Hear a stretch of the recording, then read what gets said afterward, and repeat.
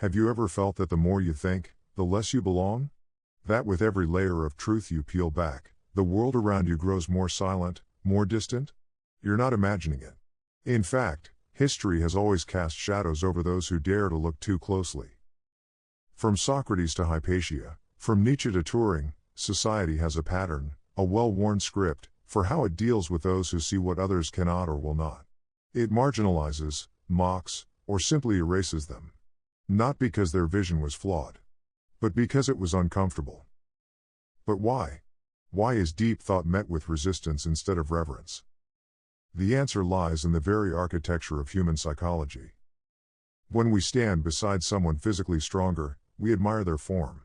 When someone is wealthy, we may envy their lifestyle. But when we encounter someone whose mind moves in complex, abstract patterns, someone whose depth reveals the shallowness of our assumptions, it doesn't spark admiration. It triggers defense mechanisms. Psychologists call this the cognitive mirror, the idea that the presence of a deeply analytical mind reflects back our own limitations. And people, instinctively, don't forgive that kind of confrontation. Not because the deep thinker is arrogant. Not because they're loud. Often, because they're silent, and in that silence, 1,000 truths echo. Unlike beauty or power, intelligence doesn't just exist on the surface.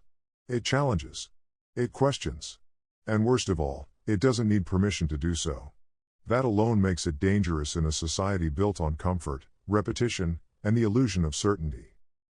See, when someone stronger enters a room, we assign them the role of protector. When someone wealthier arrives, we might want to learn their secrets.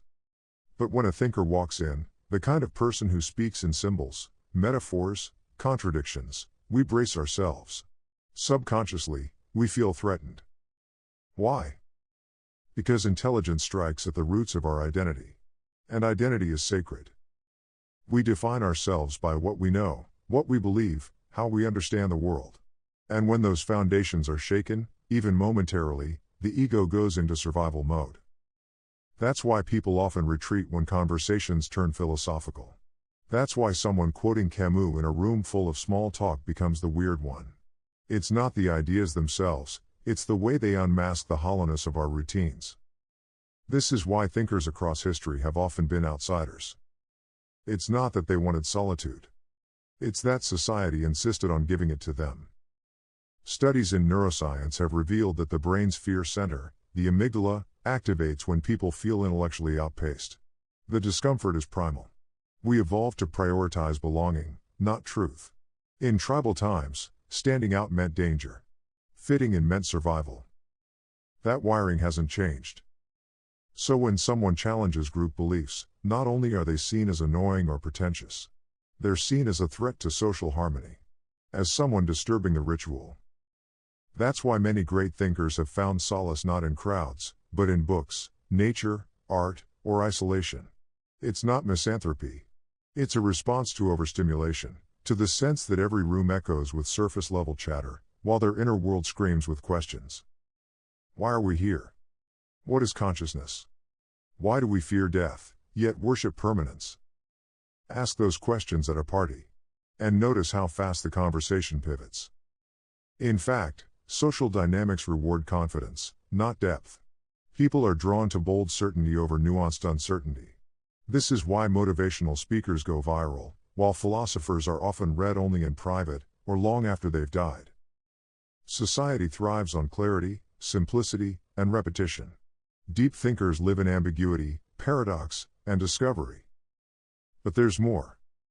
A 2021 behavioral study showed that people are more receptive to intellectual depth in one-on-one settings than in groups. Why? Because groups magnify the need for status. And when one mind dominates with nuance, others feel exposed. That's why the most honest conversations often happen late at night, with a friend, in the quiet. And why large gatherings often force thinkers to shrink their thoughts into digestible fragments. This isn't just a social issue. It's systemic. Education systems reward conformity over curiosity. Workplaces favor team players over challengers. Politics applaud sound bites, not substance. In every domain, we've built structures that tolerate intelligence, but only in doses. The moment it becomes too real, too raw, too revealing, it is dismissed or delayed. Just look at history. Galileo wasn't wrong. He was inconvenient. Hypatia wasn't a threat. Her clarity was. Turing didn't fail society. Society failed him. The pattern is painfully clear. Society doesn't fear intelligence. It fears what intelligence reveals. And yet, thinkers keep thinking. Writers keep writing. Dreamers keep dreaming. Not because they expect the world to understand them, but because the truth, once seen, cannot be unseen. So, what can deep thinkers do? 3 things. 1. Embrace solitude as strength. Not everyone is meant to understand you, and that's okay. Your value isn't measured by applause. 2. Choose your moments wisely. Not every mind is ready for your message. Plant seeds, don't shout over noise. 3. Find your tribe. Maybe not in your town, maybe not in your office, but somewhere out there, someone is waiting to meet a mind like yours. In a world that rewards echo chambers, you are a tuning fork. A reminder that thought still matters. A whisper that truth still echoes. A signal that not everyone has fallen asleep. So if you've ever felt alone in your thoughts, know this. You're not broken. You're awake. And that, perhaps more than anything, is why they fear you.